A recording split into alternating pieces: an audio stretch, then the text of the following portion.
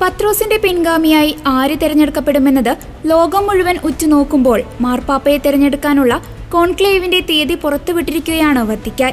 വത്തിക്കാനിൽ കൂടിയ കർദിനാൾമാരുടെ യോഗത്തിലാണ് തീയതി പ്രഖ്യാപിച്ചത്. മെയ് മാസം 7-നാണ് വത്തിക്കാനിൽ മാർപ്പാപ്പയെ തെരഞ്ഞെടുക്കാനുള്ള കോൺക്ലേവ് ആരംഭിക്കുന്നത്. സഭയെ നയിക്കാൻ പുതിയ ഇടയനെ തെരഞ്ഞെടുക്കാൻ 252 അംഗ കർദിനാൾ സംഘം സിസ്റ്റൈൻ ചാപ്പലിലാണ് ഒത്തുകൂടുന്നത്. കോൺക്ലേവിൽ പങ്കെടുക്കുന്ന 252 കർദിനാൾമാരിൽ 135 പേർക്കാണ് വോട്ടവകാശമുള്ളത്.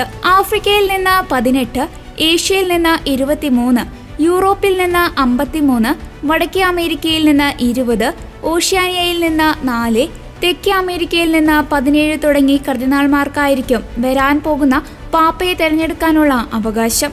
ഇതിൽ 80 വയസ്സിന് മുകളിലുള്ള കർദിനാൾമാർക്ക് വോട്ടവകാശമില്ല. ഇത്തവണത്തെ കോൺക്ലേവിൽ 117 പേർക്കാണ് വോട്ടവകാശം നഷ്ടപ്പെട്ടത്.